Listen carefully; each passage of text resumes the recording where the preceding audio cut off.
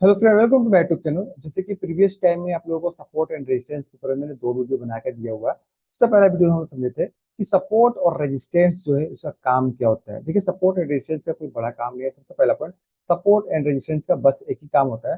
Price जब भी नीचे से ऊपर की साइड में जाएगा तो रेजिस्टेंस का काम होता है प्राइस को नीचे से ऊपर जाते हुए रोकना, और प्राइस जब ऊपर से नीचे की साइड में आएगा तो वहां पे सपोर्ट का काम रहता है प्राइस को ऊपर से नीचे जाते हुए रोकना। सिंपल, ज्यादा कॉम्प्लिकेटेड नहीं करेंगे। दूसरा, हम लोग दूसरा वीडियो में समझते हैं कि सपोर्ट एंड रेजिस्टेंस को ड्रॉ कैसे करेंगे। तो सिंपल, जैसे लोग समझते हैं कि सपोर्ट रेजिस्टेंस ड्रॉ कैसे करेंगे, कम से कम हमको दो टच चाहिए या मल्टीपल टच मिलता है तो हम लोग लेवल को ड्रॉ कर सकते हैं। वो एज सपोर्ट एज रेजिस्टेंस काम कर सकता है। तो यहाँ पे हम लाइव में देखेंगे और समझेंगे कि यहाँ पे कैसे ट्रेड करना चाहिए, और आने वाला टाइम में बिटकॉइन यहाँ पे कैसे ट्रेड कर सकता है, एंड इमीडिएटली भी कैसे काम करना चाहिए उसको हम लोग समझेंगे लाइव के अंदर में।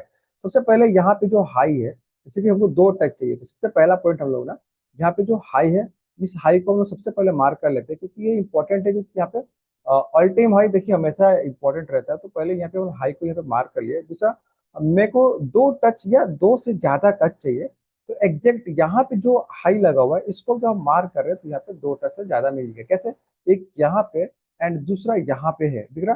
तो दो टच से काफी हम लोगों को trend line and support resistance को ड्रॉ करने के लिए, कोई भी लाइनिंग को ड्रॉ करने के लिए एंड उसको वैलिड समझने के लिए। तो अब क्या है, जैसे कि प्रीवियस टाइम में हम लोग समझे थे कि कोई भी रेजिस्टेंस जो है उसका काम क्या होता है। सिंपल, प्राइस को ऊपर जाने से रोकना, और यहाँ पे वही चीजें हो रहा है। ये बिटकॉइन का चार्ट है और अभी जो ट्रेड कर रहा है 1,22,661 रुपीज के आसपास में। और आज का जो डेट है, नो डाउट अभी डेट चेंज हो गया क्योंकि यहाँ पे भी देखेंगे 12:10 हो रहा है, वीडियो शूट कर रहा हूँ रात का टाइम में। तो आज का जो डेट है आई थिंक 4 अक्टूबर हो चुका है, एंड अभी इंडिया में डेट चेंज हो गया। लेकिन अभी भी बिटकॉइन का जो टाइम है 5 घंटा बचा हुआ है डे क्लोज करने में।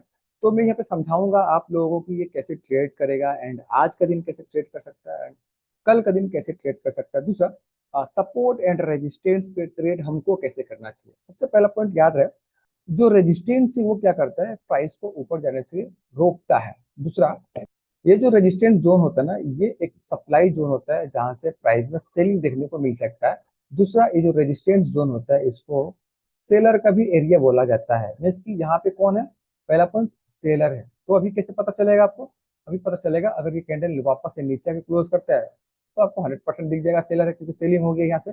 या नेक्स्ट डे यहाँ पे आपको सेलिंग देखने को मिल सकती है, यानी कल का दिन। तो कल का दिन यहाँ पे हम लोगों को यहाँ पे फिर से एक रेड कैंडल बनता हुआ दिख सकता है।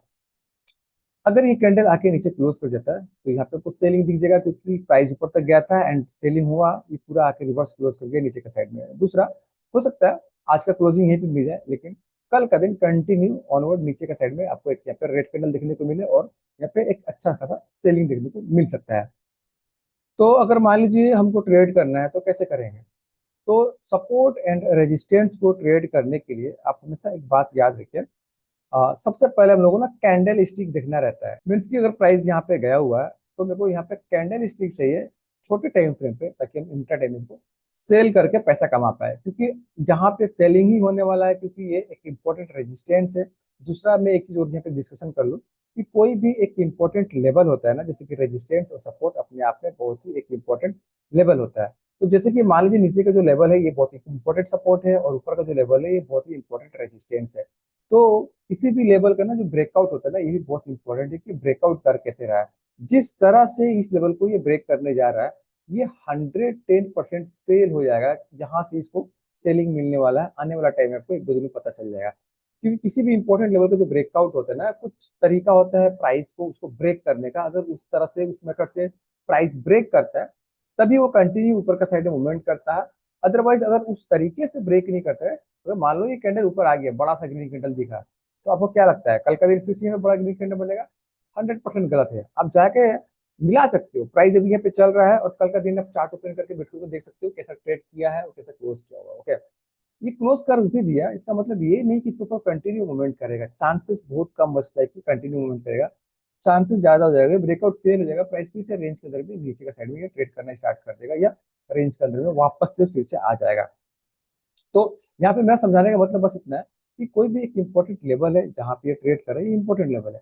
इसका ब्रेकआउट कैसे हो रहा है, मतलब कि तो प्राइस को और ऊपर जाना है और ये ब्रेक करके ही जाएगा, तो ब्रेकआउट कैसे हो रहा है वो इंपॉर्टेंट है। जिस तरह से ये ब्रेक कर रहा है, ये फेल होने का साइन है, चांसेस ज्यादा कि फेल हो जाएगा। बाद में आपको पता चलेगा कि कल 2 दिन 3 दिन के अंदर, 1 दिन के अंदर इसको ट्रेड नहीं कर रहा, नीचे ट्रेड करते हुए आपको दिखेगा। ओके, तो अब छोटे टाइम से हम जाके देखते हैं कि अगर मेरे को ट्रेड करना है तो कैसे करेंगे। सबसे पहला पॉइंट, अगर इंपॉर्टेंट लेवल पे प्राइस ट्रेड कर रहा है तो मेरे को एक नेगेटिव कैंडल स्टिक चाहिए, जो कि वो स्ट्रॉन्ग कैंडल स्टिक हो नेगेटिव। जैसे कि यहाँ पे बहुत ही बढ़िया एक स्ट्रॉन्ग नेगेटिव कैंडल बना हुआ है, तो इसके हिसाब से ना मैं यहाँ पे एक ट्रेड ले सकता हूँ सेल साइड के अंदर में। लेकिन एक्चुअल में ये थोड़ा सा मैं लेट रिकॉर्डिंग स्टार्ट किया हूँ। अगर मैं पहले रिकॉर्डिंग स्टार्ट किया रहता तो नो डाउट यहाँ पे एक मैं ट्रेड करके को दिखाता। ओके, लेकिन आप यहाँ पे अभी देख सकते हो कि प्राइस यहाँ पे कर क्या रहा है।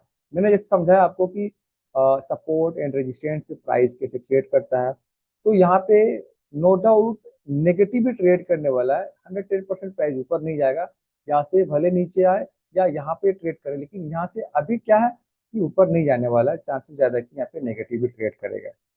तो अगर मान लीजिए अभी तुरंत मेरे को इमीडिएटली ट्रेड अगर प्लान करना चाहिए तो कैसे प्लान करना चाहिए। पहला चीज की देखिए, जबरदस्ती काम नहीं होता है। एक बहुत अच्छा मूवमेंट हुआ एंड सेकेंड टाइम मूवमेंट हुआ, लेकिन ये कभी रुक रहा है।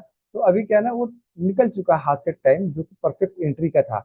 नो डाउट अगर ये कैंडल जैसे बना, अगर मैं यहाँ पे रहता तो यहाँ पे मैं शॉर्ट करके को दिखा देता। उसके हिसाब से यहाँ पे 1:2 इजी गया हुआ है, मोर देन 1:2 भी गया हुआ है। ओके, लेकिन हमेशा याद रखिए किसी भी रेजिस्टेंस पे और सपोर्ट पे ट्रेड कैसे करना है, मैं यहाँ पे को समझा रहा हूँ। पहला पॉइंट, हमको देखना है कि प्राइस उस पॉइंट पे रीच कैसे कर रहा है। अगर तो ये कंटिन्यू ऊपर के साइड में इस तरह से मूवमेंट कर रहा है तो मेरे को एक रिवर्सल कैंडल स्टिक देख के ट्रेड कर सकते हैं। जैसे कि रिवर्सल कैंडल स्टिक मीन्स कि कोई भी ऐसा कैंडल जो कि रिवर्सल कैंडल स्टिक के अंदर में आता है। जैसे मान लीजिए शूटिंग स्टार कैंडल, कुछ इस तरह का कैंडल, ये एक रिवर्सल कैंडल स्टिक है। अगर तो इस तरह का कैंडल अगर फॉर्मेशन होता है इसके आसपास में, इमीडिएटली लोग सेल कर सकते हैं, कोई दिक्कत नहीं है। लेकिन शर्त क्या है, प्राइस कुछ इस तरह से जाए, मोमेंटम करते हुए जाए रेंज के अंदर में, और उसके बाद ही जाके कैंडल स्टिक बने, तो हम लोग इमीडिएटली उस कैंडल स्टिक को ट्रेड कर सकते हैं और बहुत बढ़िया उसका टारगेट बनता है।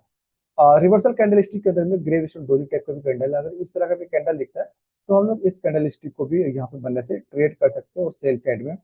कंडीशन सेम है, अगर कंटिन्यू इस तरह से जाता है तो हम कैंडल स्टिक को ट्रेड करें। दूसरा, अगर ये बहुत अच्छा से जाता है, मीन्स की प्राइस एक्शन बिल्ड करते हुए जाता है, ऊपर higher high lower high higher high lower, धीरे धीरे ऐसे जा रहा है, तो क्या यहाँ पे कैंडल स्टिक को ट्रेड कर सकते हैं। मेरा आंसर रहता है कि नहीं, इस तरह से हम कैंडल स्टिक को ट्रेड नहीं करेंगे। इस तरह से प्राइस को पूरा बैंड होने देंगे तभी सेल साइड में ट्रेड लेंगे, क्योंकि जनरली इस तरह का जो मोमेंटम होता है ये बहुत ही स्ट्रॉन्ग मोमेंट होता है। आने वाला टाइम में आपको समझ में आएगा कि प्राइस चलता कैसे, मैं सारा कुछ सिखाऊंगा, आप लोग बेफिक्र रहो। हाँ, अगर मेरा आपको वीडियो अच्छा लग रहा है, वीडियो को लाइक एंड शेयर करना ना भूलें, ताकि आपको इससे इंटरेस्टिंग वीडियो मिलते रहे और इससे मैं आपको लाइव में आके सारा कुछ समझा पाऊँ। ओके, तो यहाँ पे अगर प्राइस के जो मोमेंटम है हायर है लोअर है करते हैं, इस तरह से अगर जा रहा है कंटिन्यू, इस तरह से देखो ना, प्राइस यहाँ पे नहीं गया है, यहाँ पे एक पोज लिया, एक कंटिन्यू पर चला गया सीधा ऐसे। अगर इस तरह से जा रहा, कैंडल स्टिक को ट्रेड करेंगे। अगर इस तरह से जा रहा प्राइस एक्शन बनाते हुए, तब हम प्राइस को बैंड होगा तभी ट्रेड करेंगे, अदरवाइज ट्रेड नहीं करेंगे। प्राइस बैंड करने का मतलब कि सिंपल रिवर्सल पैटर्न हमको देखना है 5 मिनट के टाइम फ्रेम पे, कहीं भी अगर एम पैटर्न दिखता है सीधा हम सेल करेंगे, नो डाउट ये मूवमेंट कर जाएगा। तो अगर मान लीजिए यहाँ पे प्राइस ऊपर गया एंड नीचे आया, फिर ऊपर गया फिर से नीचे आ रहा, इस तरह का सिनेरियो बनना चाहिए, तब जाकर हम यहाँ पे सेल करेंगे। तो किसी भी सपोर्ट एंड रेजिस्टेंस पे ट्रेड कैसे करना है, आई होप आपको समझ में आया होगा। हम कैंडल स्टिक को ट्रेड करेंगे तो रिवर्सल, और पैटर्न को भी ट्रेड करेंगे रिवर्सल। क्यों रिवर्सल? क्योंकि रेजिस्टेंस पे ना सेलर ही एक्टिव होते हैं एंड सपोर्ट पे बायर एक्टिव होते हैं, पहले ही मैं आपको समझा चुका हूँ।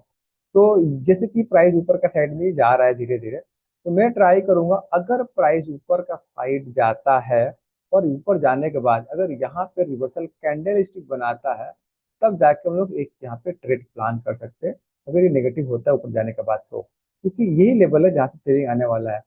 हो सकता है ये ऊपर यही कैंडल जाए और यही आके नेगेटिव क्लोज कर दे, तभी भी आपको समझ में आ जाएगा कि प्राइस जैसे कंटिन्यू नीचे आना स्टार्ट हो गया। अगर मान लीजिए मैं यहाँ पे ट्रेड नहीं कर रहा हूँ, लेकिन आपको लाइव में जो चीज समझा रहा हूँ, आप जाके चार्ट पे मिला सकते हैं, वो काम करेगा 110%। अभी जो बातें बता रहा हूँ आप यहाँ पे लिख के रख सकते हैं, आने वाला टाइम में आप इसको मिला सकते हैं।